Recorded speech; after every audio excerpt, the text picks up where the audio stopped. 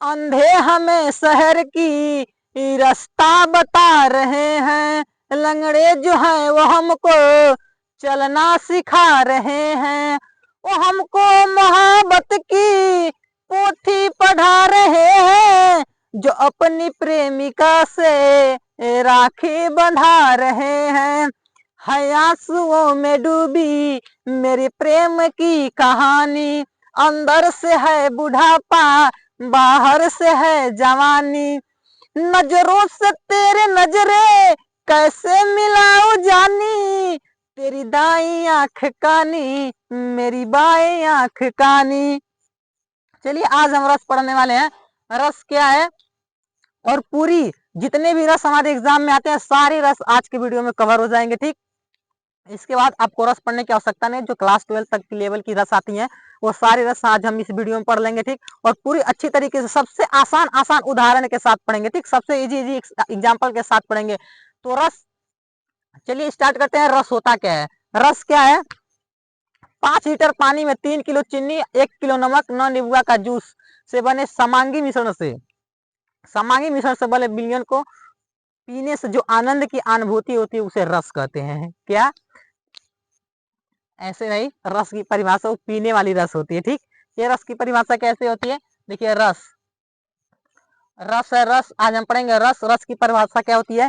किसी कविता या कहानी को पढ़ने से या नाटक को देखने से। ठीक, किसी कविता कहानी को पढ़ने से या नाटक को देखने से जो जो दर्शक एवं पाठक को जिस आनंद की अनुभूति उसे रस कहते हैं। ठीक, किसी कविता को कहानी को, ठीक, किसी कविता कहानी उपन्यास को पढ़ने से या नाटक को देखने से, फिल्म को देखने से जिस आनंद की अनुभूति होती है उसे रस कहते हैं। देखिए, रस मुख्य रूप से रस 9 प्रकार के होते हैं। ठीक है, मुख्य रूप से रस 9 प्रकार के होते हैं, परंतु पूरे पूरे रस जो होते हैं, पूरे प्रकार के रस जो होते हैं वो 11 प्रकार के होते हैं। पूरे रस 11 प्रकार के होते हैं, परंतु मुख्य रस नहीं माने जाते हैं। और हमें पूरे रस नहीं पढ़ना है, हमें केवल उसमें से 5 रस मुख्य पढ़ना, और इसी रसों में से आता है एग्जाम में। ठीक, इससे ओवर नहीं आता है, या हायर लेवल के लिए इससे ज्यादा पूरा 11वीं रस पढ़ना। हमें केवल 5-6 रस पढ़नी है जो आज इस वीडियो में कवर हो जाने वाले। ठीक है, चलिए सबसे पहले स्टार्ट करते हैं श्रृंगार रस। श्रृंगार रस किसे कहते हैं? श्रृंगार रस का स्थायी भाव क्या होता है? रति। जब रति नामक स्थायी भाव विवाह अनुभव एवं व्यभिचारी भाव द्वारा पुष्ट होता है वहां श्रृंगार रस की निष्पत्ति होती है। ठीक है, श्रृंगार रस कितने प्रकार के होते हैं? श्रृंगार रस 2 प्रकार के होते हैं, पहले संयोग श्रृंगार रस और दूसरा वियोग श्रृंगार रस। संयोग श्रृंगार रस क्या होता है? संयोग श्रृंगार रस में 2 नायक और नायिका होती हैं, प्रेमी और प्रेमिका होती है, उनके मिलन का वर्णन किया जाता है, उसे संयोग श्रृंगार रस कहते हैं। और वियोग श्रृंगार रस किसे कहते हैं? वियोग श्रृंगार रस में नायक एवं नायिका का वियोग होता है। ठीक है, क्या होता है? नायक एवं नायिका की वियोग होता है, जहाँ नायक और नायिका का वियोग का वर्णन होता है उसे वियोग श्रृंगार रस कहते हैं। ठीक, चलिए देखिए संयोग श्रृंगार रस क्या है। देखिए, श्रृंगार रस पहले होता क्या है? जब रति नामक स्थायी भाव विवाह अनुभाव एवं व्यभिचारी भाव द्वारा पुष्ट होता है वहां श्रृंगार रस की निष्पत्ति होती है। ठीक है, यह 2 प्रकार के होते हैं। कौन कौन? एक होता है संयोग श्रृंगार रस, एक होता है वियोग श्रृंगार रस।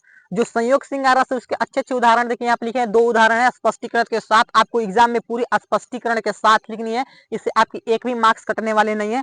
वैसे में एग्जाम में 2 नंबर के आता है जब रस, तो केवल परिभाषा, उसका परिभाषा लक्षण और उदाहरण लिख देंगे बस हो जाएगा। लेकिन यदि आप स्पष्टीकरण लिख देते हैं तो आपका पूरा अच्छे तरीके से फुल मार्क्स मिल जाते हैं। स्पष्टीकरण लिखना जरूरी होता है। ठीक है, चलिए देखते हैं संयोग श्रृंगार रस क्या होता है। संयोग श्रृंगार रस जहां पर नायक नायिका के मिलन का वर्णन होता है वहां पर संयोग श्रृंगार रस होता है। ठीक है, जहां पर प्रेमी और प्रेमिका का मिलन का वर्णन होता है वहां संयोग श्रृंगार रस होता है, और जहां प्रेमी और प्रेमिका का वियोग का वर्णन होता है उसे क्या कहते हैं?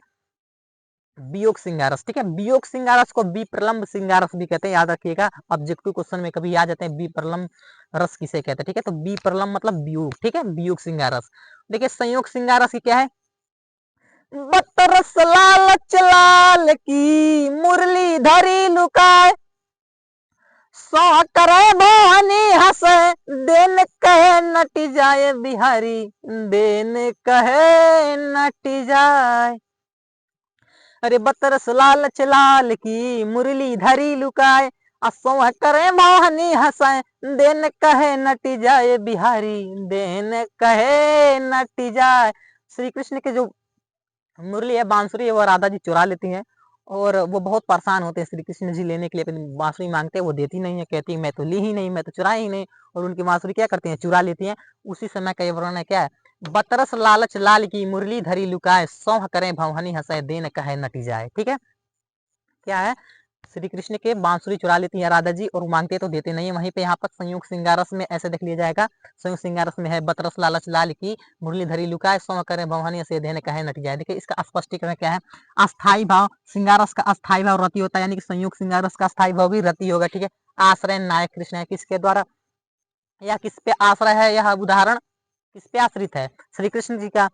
और आलम्बन किस पे है, नायिका। नायिका क्या करे, नायिका के कारण ये उत्पन्न हुआ ना, नायिका उनकी मुरली चुरा ली है। ठीक, नायिका मतलब राधा जी। और उद्दीपन क्या है, राधा की चेष्टाएं। ठीक है, राधा की चेष्टाएं, मुस्कान, उद्दीपन, यही यह उत्पन्न कर रहे हैं। ठीक है, और अनुभाव क्या है, कटाक्ष, आलिंगन आदि। ठीक है, और संचारी भाव क्या है, लज्जा, हर्ष, चपला। अच्छे तरीके से लिख दिया। और एक एग्जाम्पल यहाँ पे लिखे हैं, यह एग्जाम्पल कहाँ से, हमारे चैप्टर से श्रद्धा मनु से। श्रद्धा मनु जयशंकर प्रसाद जी द्वारा लिखित है।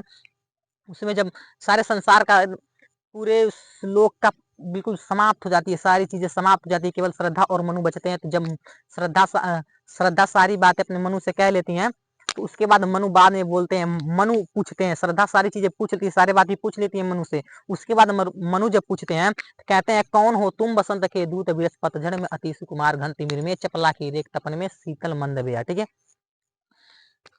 कौन हो तुम बसंत के दूत, बिरस पतझड़ में अति सुकुमार, गंति मेरे में चपला की रेख, तपन में शीतल मंद बेयार। ठीक है, मनु कहते हैं कि कौन हो तुम, कौन हो तुम बसंत के दूत। बसंत के दूत, दूत मतलब जो कोयल होती है, कोयल की आवाज, कोयल कंठ, उसी उसी उसी की तुलना करते हुए कहते हैं कि कोयल जैसे तुम्हारा आवाज है, तुम कौन हो। ठीक है, क्या तुम्हारा आवाज कोयल जैसे है, तुम कौन हो, बृष पतझड़ में अति सुकुमार, इस पतझड़ में इतने सुकुमार लग रही हो, तुम हो कौन। ठीक है, घन तिमिर में चपला की रे, घन तिमिर, घन मतलब होता है बादल की, इस काली काली बादल में बिजली के समान चमकती हुई तुम कौन हो। जैसे काले बादल में जिस प्रकार बिजली चमकती है, उसी प्रकार काले काले इस बादल में तुम बिजली के समान चमकती हुई कौन हो। तपन में शीतल मंद ब्यार, और जो तपन होता है, बहुत ज्यादा तपन होता है, धूप बहुत ज्यादा होता है, उसमें उसमें उसमें तुम शीतल मंद ब्यार हो, तुम कौन हो। कौन पूछते हैं, मनु पूछते हैं। उस समय का वर्ण है, कौन हो तुम बसंत के दूत, विरस पतझड़ में अति सुकुमार, घन तिमिर में चपला की रेख, तपन में शीतल मंद ब्यार। ठीक है, इसका स्पष्टीकरण देख लिया, आप अर्थ समझ गए कि जब मनु पूछ रहे हैं श्रद्धा से, तुम कौन हो, जो तुम्हारी कोयल जैसी आवाज है। बसंत के दूत मतलब कोयल, बसंत के दूत मतलब कोयल की आवाज, तुम्हारी कोयल जैसे आवाज है, इस पतझड़ में तुम बहुत सुकुमार लग रही हो, कौन हो तुम। और जो इस अंधेरा काली बादल है, इस संसार में कोई नहीं है, और तुम इस संसार में अंधेरे बादल में चमकती हुई बिजली के समान हो। और जो तपन है, अधिक तपन लूह धूप में तुम शीतल करने वाली मंद ब्यार हो। कौन कह रहे हैं, मनु जी बता रहे हैं। तो उसी समय का यहाँ पे संयुक्त श्रृंगार का वर्णन है। ठीक है, अस्थाई भाव क्या होगा, रति। आश्रय कौन है, किसके, किस पे आश्रित है, या मनु पे। ठीक है, और आलम्बन क्या है, श्रद्धा, श्रद्धा थी वो। ठीक, और उद्दीपन एकांत प्रदेश, सारा संसार बिल्कुल परलोक हो गया, समाप्त हो गया, केवल श्रद्धा और मनु ही बचे हैं। एकांत प्रदेश बिल्कुल शांत है। ठीक है, एकांत प्रदेश, श्रद्धा की कमनीयता। ठीक है, क्या है, उद्दीपन। और संचारी भाव क्या है, आश्रय मनु का हर्ष। संचारी भाव क्या होता है, आश्रय मनु का हर्ष, चपला, आशा, उत्सुकता, कुछ आशा जगी तुमके मन में कि चलो संसार में मेरे अलावा भी कोई है। जब चैप्टर पढ़ेंगे श्रद्धा मनु अच्छे से समझ में आएगी। ठीक है, आशा एक उत्सुकता जगी है, यही है श्रृंगार रस। ठीक है, इसके बाद सॉरी संयोग श्रृंगार रस। इसके बाद देखते हैं वियोग श्रृंगार रस क्या होता है। ठीक, वियोग श्रृंगार रस क्या होता है, वियोग श्रृंगार रस, जहां पर नायक एवं नायिका के वियोग का वर्ण हो, वहां पर वियोग श्रृंगार रस होता है। कहाँ पे, जहां पर नायक और नायिका का वियोग का वर्ण हो, वहां वियोग श्रृंगार रस कहते हैं। देखिए, वियोग श्रृंगार रस को विप्रलंब रस भी कहते हैं। ठीक है, वियोग श्रृंगार रस को विप्रलंब रस भी कहते हैं, याद रखिएगा। जहां पे प्रेमी और प्रेमिका के वियोग का वर्ण हो, वहां पर वियोग श्रृंगार रस होता है। देखिए, ठीक, जहां पर प्रेमी और प्रेमिका के वियोग का वर्ण हो, वहां पर वियोग श्रृंगार रस होता है। कोई और नहीं तो क्या है, मैं तो हूँ साथ तुम्हारे, रास्ता तुमको दिखलाएंगी मेरे आंखों के तारे। ओ दिल भर तुम्हें क्या डर, ओ दिल भर तुम्हें क्या डर, मेरे प्यार का है पहरा, आंखों में प्यार भरा, जीवन में प्यार भरा, तुम तो मेरे प्रियवर हो, तुम ही तो मेरे प्रियवर हो। इसमें कितना वियोग भरा, इसमें नायिका क्या है, नायक को हमेशा के लिए छोड़ के चली गई। ठीक है, चल देखते इसमें क्या एग्जाम्पल में, हम एग्जाम में क्या लिखना है ये एग्जाम्पल। हे खग मृग हे मधुकर श्रेणी, तुम देखी सीता मृग नैनी। किस समय की बात है ये, जब माता सीता को रावण हर के लेके चले गए होते हैं, जब माता सीता को रावण हर के लेके चले गए होते हैं, तब श्री राम परेशान होते हैं। सारे जंगल वन में जो जो पशु पक्षी जीव जंतु जितने मिलते हैं सबसे पूछते हैं कि यदि आप मेरे सीता को देखें तो बताइए किधर गई हैं वो। ठीक, परेशान होते हैं और सारे जीव जंतु पेड़ पौधे मोर जो भी होते हैं सभी से पूछते हैं सीता जी के बारे में। वही उसी समय का वर्णन है कि हे खग मृग हे मधुकर श्रेणी, तुम देखी सीता मृग नैनी। ठीक है, यह एग्जाम्पल से इसका स्पष्टीकरण कैसे है, देखिए अस्थाई भाव क्या है, वियोग श्रृंगार रस का अस्थाई भाव क्या होता है, रति। श्रृंगार रस का अस्थाई भाव और रति होता है, यह श्रृंगार रस ये। ठीक है, इसका अस्थाई भाव रति होता है। आश्रय, यह किस पे आश्रित है, किसके द्वारा वियोग हो, मतलब यह आश्रित एग्जाम्पल से जो इसमें है यह किस पे आश्रित है, यह श्री राम पे आश्रित है। ठीक है, और आलम्बन किसके कारण उत्पन्न हो रहा है, यह कष्ट श्री राम किसके कारण रो रहे हैं, विलाप कर रहे हैं और जंगल में सबसे पूछ रहे हैं। ठीक है, जंगल वन में जो भी हो पूछ रहे हैं। कौन है आलम्बन, सीता। और उद्दीपन क्या है, नायक। जो नायक है, जो इसमें नायक है श्री राम, उनकी चेष्टाएं विलाप कदन। ठीक है, चेष्टाएं विलाप कदन क्या है, इसमें उद्दीपन है। ठीक है, अनुभाव क्या है, स्तंभ स्वेद स्वर भंग। बोलते बोलते उनका स्वर भंग हो गए, बेचारे बहुत परेशान थे। ठीक है, और संचारी भाव क्या है, संचारी भाव विषाद मोह दीनता। ठीक है, संचारी भाव क्या है, बहुत दुखी थे श्री राम। इसका संचारी भाव क्या है, विषाद मोह दीनता।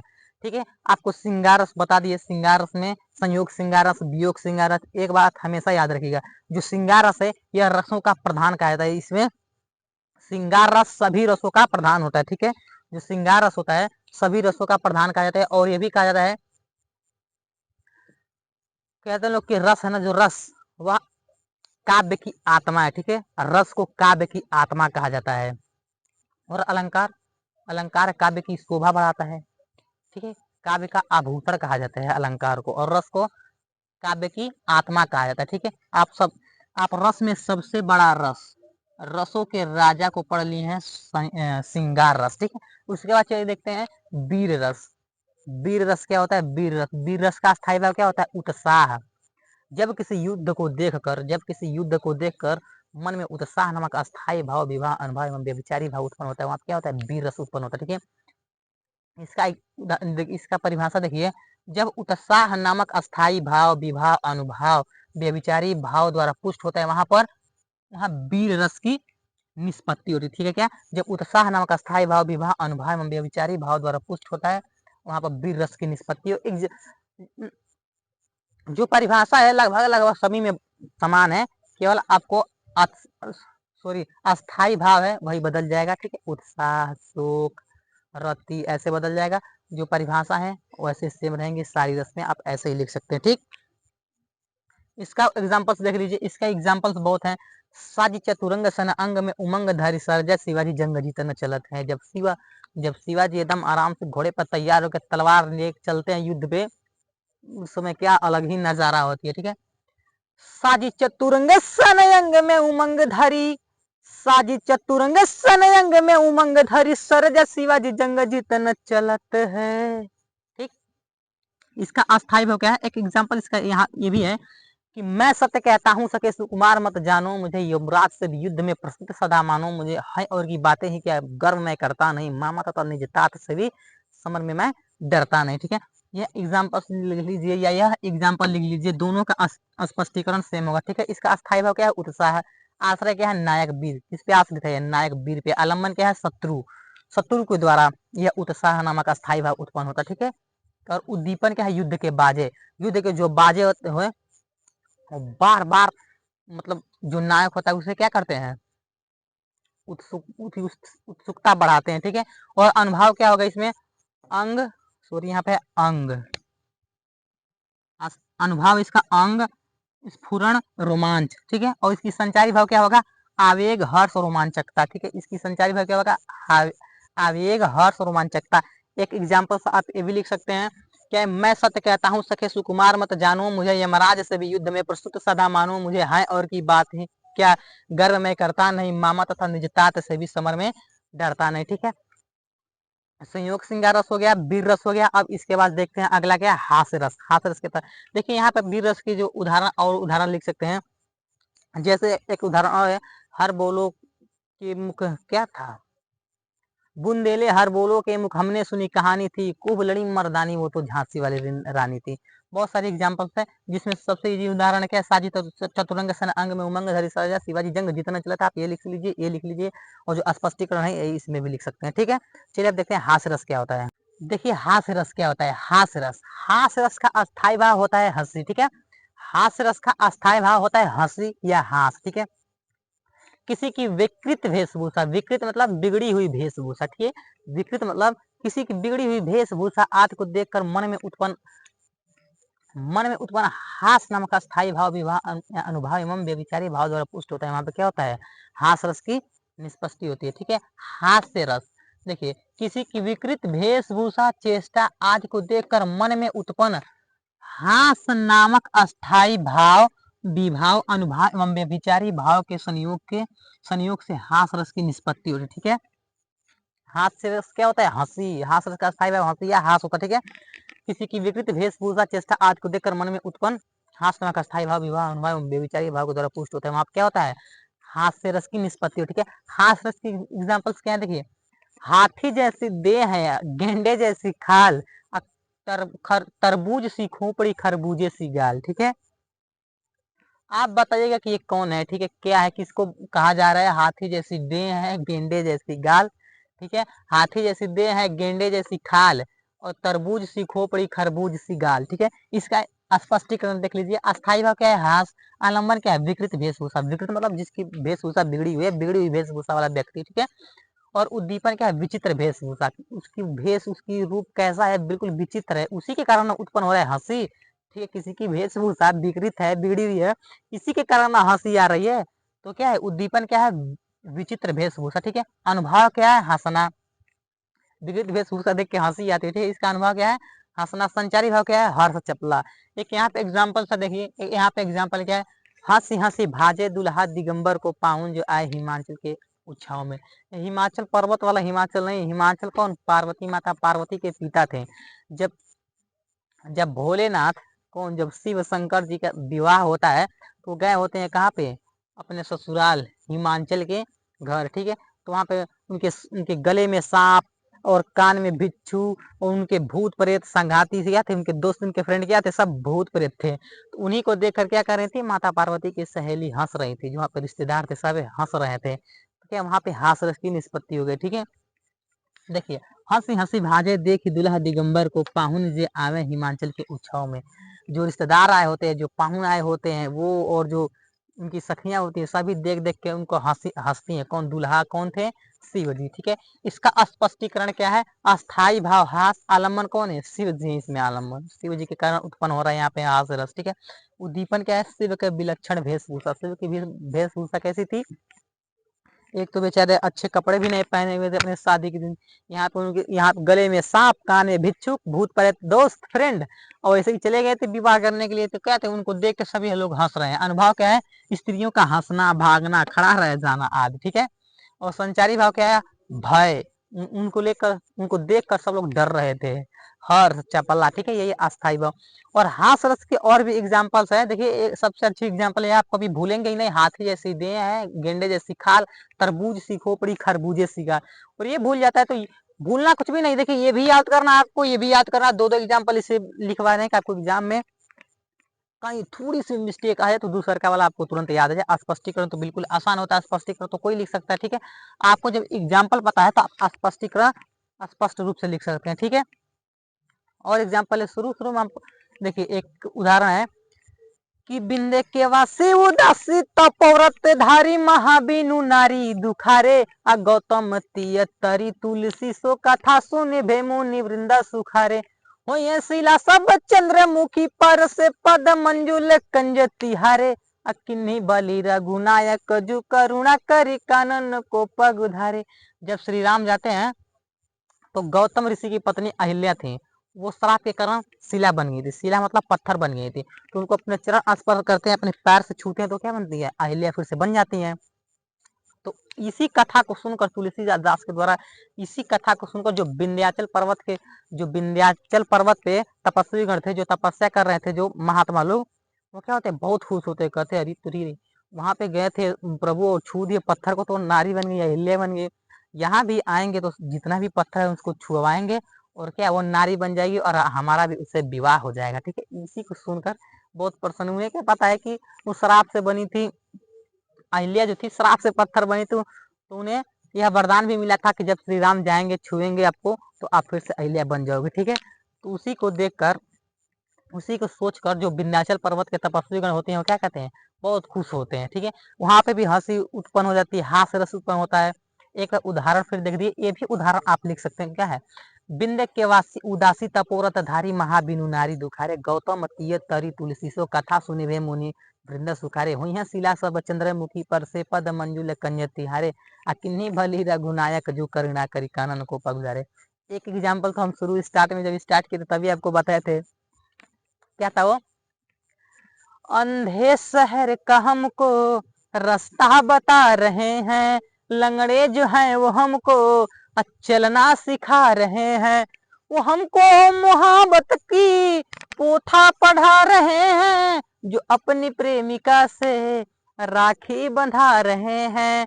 है आंसुओं में डूबी मेरे प्रेम की कहानी, अंदर से है बुढ़ापा बाहर से है जवानी, नजरे से तेरे नजरे कैसे मिलाऊं जानी, नजरों से तेरे नजरे कैसे मिलाऊं जानी, तेरी दाई आंख कानी मेरी बाई आंख कानी। ये भी एक हास रस है, इसको लिखना नहीं है। ठीक है, आपको ज्यादा एग्जाम्पल हो गया, एग्जाम्पल ये है, एग्जाम्पल ये मतलब नहीं कि बिंदे के वासी उदासी तपोरत धारी महाबिनु नारी दुखारे गौतम तीय तरी तुलसी सो कथा सुनि भेमु निवृंद सुखारे हुई शिला सब चंद्रमुखी पर से पद मंजुल कंज तिहारे अकिन्नी भली रघुनायक जो करुणा करी कानन को पग उधारे। ये एग्जाम्पल भी लिख सकते हैं।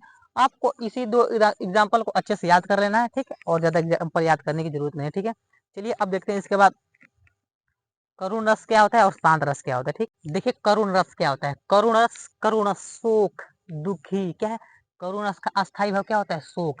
जब शोक नामक अस्थाई भाव विवाह अनुभव एवं संचारी भाव या व्यभिचारी भाव द्वारा पुष्ट होता है वहां पर करुण रस की निष्पत्ति होती है। ठीक है, करुण रस किसी को हमेशा के लिए खो देना, बहुत कष्ट दुख शोक मनाना, उसे कहते हैं करुण रस। ठीक है, करुण रस का उदाहरण देखिए, मड़ी खोए भुजंग सी जननी फनसा पटक रही थी शीश अंधी आज बनाकर मुझको किया न्याय तुमने जगदीश। क्या है? मड़ी खोए भुजंग सी जननी फनसा पटक रही थी शीश अंधी आज बनाकर मुझको किया न्याय तुमने जगदीश। यह एग्जाम्पल किस समय का लिया गया है, कहाँ से लिया गया है? जब श्रवण कुमार का वध कर देते हैं कौन? राजा दशरथ। राजा दशरथ तीर चलाते हैं कोई जानवर समझ के और उनके सीने पर लग जाते हैं। वो कहाँ गए होते हैं? गए होते हैं अपने माता पिता के लिए पानी लाने के लिए। ठीक है, पानी पीने के लाने के लिए, परंतु ये तो मार देते हैं तीर। कौन सी अंतर्भेदी तीर ऐसे कुछ था, वो बाण पता ही अंतर्यामी अंतर्भेदी था बाण, ऐसे कुछ नाम था, मतलब बिना देखे ही उससे लक्ष्य पूरा हो सकता है। ठीक है, तो उसी से क्या कहते हैं, मार दिए थे श्रवण कुमार को। और श्रवण कुमार बताए थे कि मेरा माता पिता प्यासे हैं, उनको पानी पिला दिए, तो वही लेकर गए होते हैं राजा दशरथ जी उन्हें पानी पिलाने के लिए, तो और श्रवण कुमार को भी लेके गए थे उनका शव। तो इनकी माता जो थी, जो श्रवण कुमार की माता थी, वो बहुत रो रही थी, सर पटक पटक कर रो रही थी। उसी समय के लिया गया है कि मड़ी खोए भुजंग सी जननी फनसा पटक रही थी सी संधि आज बनाकर मुझको किया न्याय तुमने जगदीश। ठीक है, उसी समय का वर्णन है। और तभी वो उनके माता पिता क्या कहते हैं, राजा दशरथ को श्राप दे देते हैं कि तू भी अपने पुत्र वियोग में मरेगा जैसे हम लोग मरे, और मर ही जाते हैं आखिर में क्या श्रवण कुमार के माता पिता। ठीक है, एग्जाम्पल लिख लीजिए, इसका स्पष्टीकरण कैसे होगा। अस्थाई भाव क्या है? शोक। आश्रय क्या है? जननी। किस पे आश्रित है ये? जननी। जननी के द्वारा न हो रहा है, जननी जननी के द्वारा यहाँ पर शोक मनाया जा रहा है। ठीक है, और आलम्बन क्या है? श्रवण कुमार का शव। किसके द्वारा, किसके कारण उत्पन्न हो रहा है? श्रवण कुमार। कौन है? श्रवण कुमार के द्वारा उत्पन्न हो रहा है। उद्दीपन क्या है? श्रवण कुमार। श्रवण कुमार का शव। ठीक है, उद्दीपन क्या है? श्रवण कुमार का शव। श्रवण कुमार के शव के कारण ये उत्तेजना ये उत्पन्न हो रहा है। ठीक है, अनुभव क्या है, सिर पटकना। संचारी भाव क्या है, स्मृति, विषाद, प्रलाप मतलब रोना, विषाद मतलब दुख, स्मृति मतलब यादें। उनकी यादें दुख में क्या कर रहे थे, उनके माता जी रो रहे थे, ठीक है। और यहीं पे एक एग्जाम्पल से आए, देख लीजिए हम सारे रस की दो एग्जाम्पल दे रहे हैं ताकि आप अच्छे से एग्जाम्पल याद करें और दोनों ही आपको याद करने, ठीक है, ताकि आपको हमेशा के लिए याद रहे। एक में थोड़ा सा गड़बड़ी है, दूसरा का आप लिख सके, ठीक है। दूसरा वाला क्या है कि शोक विकल रोवहि सब रानी, रूप राशि बल तेज बखानी, करहि विलाप अनेक प्रकारा, गिरहि भूमि तल बारह भरा। देखिए यहाँ पे उल्टा आ ही गया, इनका श्राप यहाँ पर लग ही गया। क्या हुआ कि जब राजा दशरथ चले जाते हैं संसार को छोड़ के, तो उनकी क्या, उनकी 3 पत्नियां थी ना, तीनों पत्नी रो रही थी और वो भी सर बेचारी सर पटक पटक के रो रही थी, ठीक है। क्या है, शोक विकल रोहि सब रानी, रूप राशि बल तेज बखानी, करहि विलाप अनेक प्रकारा, गिरहि भूमि तल बारह बारह। ये जब राजा दशरथ इस संसार को छोड़ के चले जाते हैं तो उस समय रानियां और उनकी तीनों रानियां और जो अयोध्या के जो दर्शक थे सब, मतलब जो व्यक्ति थे, वो सब भी रो रहे थे। उस समय का वर्णन है, ठीक है। इसका अस्थाई भाव शोक ही है, ठीक है। आश्रय कौन है, रानिया। इसमें आश्रय रानिया है, रानिया के द्वारा शोक मनाया जा रहा है, ठीक है। इसमें श्रवण कुमार के माता के द्वारा। और इसमें आलम्बन कौन है, दशरथ जी है। इनमें आलम्बन कौन है, दशरथ। और अनुभाव के हैं अश्रु, प्रवाह, स्वेद, ठीक है, सर पटकना आदि। और संचारी भाव के है जड़ता, रोमांचकता, मूर्छा आदि। मूर्छित हो जा रही है इनकी रानियां रोते रोते बेचारी, ठीक है। उम्मीद करते हैं कि आपको करुण रस समझ में आया होगा, ठीक है। करुण रस क्या था, जब शोक नामक स्थायी भाव, विवाह, अनुभव एवं संचारी भाव के द्वारा, संचारी भाव आदि के द्वारा पुष्ट होता है, वहाँ पर करुण रस की निष्पत्ति होती है, ठीक है। ये दोनों एग्जाम्पल्स लिख दिए। स्पष्टीकरण लिखना जरूरी होते हैं, आप नहीं भी लिख सकते हैं लेकिन लिखना जरूरी होता है, ठीक है। चलिए अब देखते हैं शांत रस। आखिरी रस कौन सा है, शांत रस। देखिए शांत रस क्या होता है, शांत रस जब संसार के अनासक्ति के कारण निर्वेद नामक स्थायी भाव, विभाव, अनुभाव एवं संचारी भाव उत्पन्न होता है, वहां पे शांत रस की निष्पत्ति होती है। ऐसा भी लिख सकते हैं आप, इसका परिभाषा ऐसा भी लिख सकते हैं, और एक तरीके से भी डिफिनेशन लिख सकते हैं। कैसे, जैसे सेम सब में लिखते आ रहे थे कि शांत रस का अस्थायी भाव निर्वेद होता है। निर्वेद नामक अस्थायी भाव, विभाव एवं अनुभाव एवं व्यभिचारी भाव द्वारा पुष्ट होते हैं, वहां पर शांत रस की निष्पत्ति होती है। ऐसे भी लिख सकते हैं, जब संसार के अनासक्ति के कारण निर्वेद नामक अस्थायी भाव, विभाव, अनुभाव एवं संचारी भाव उत्पन्न होता है, वहां शांत रस की निष्पत्ति होती है, ठीक है। शांत रस क्या होता है, जैसे क्या है, जब मैं था तब हरी नहीं, अब हरी है मैं नाही, सब अंधियारा मिट गया, जब दीपक देखा माही। क्या करें, जब मैं था तब हरी थे ही नहीं, और जब मैं नहीं हूं तब हरी हैं। क्या कह रहे हैं कि जब मैं था तब हरी नहीं थे, अब मैं नहीं हूं तो हरी हैं। और सब अंधियारा मिट गया जब दीपक देखा मैं। दीपक क्या करता है, सारा अंधेरा मिटा देता है परंतु स्वयं अंधेरे में रहता है। ध्यान रखिएगा, दीपक सारी अंधेरा मिटा देता है परंतु स्वयं को अंधेरे में, स्वयं अंधेरे में रहता है, स्वयं स्वयं को उज्जवल नहीं कर सकता। कौन, दीपक, ठीक है। वही कह रहे हैं, इसमें क्या है, शांत रस है बिल्कुल। जब मैं था तब हरी नहीं, अब हरी है मैं नाय, सब अंधियारा मिट गया जब दीपक देखा माई। दीपक सारी अंधेरा मिटा देता है परंतु स्वयं अंधेरे में रहता है, ठीक। ये संसार कागज की पुड़िया, बूंद पड़े घुल जाना है, भैया रमी चलो देसवा बिराना है। कहत कबीर सुनो भाई साधु, ये संसार पानी के बुल्ला, पानी के रो बुल्ला, पानी के रो बुल्ला, हवा चले घुल जाना है, हवा चले डूब जाना है, भैया रमी चलो देसवा बिराना है। एक एग्जाम्पल है, जब मैं था तब हरी नहीं, अब हरी है मैं ना, सब अंधियारा मिट गया जब दीपक देखे मैं। इसका स्पष्टीकरण देख लीजिए।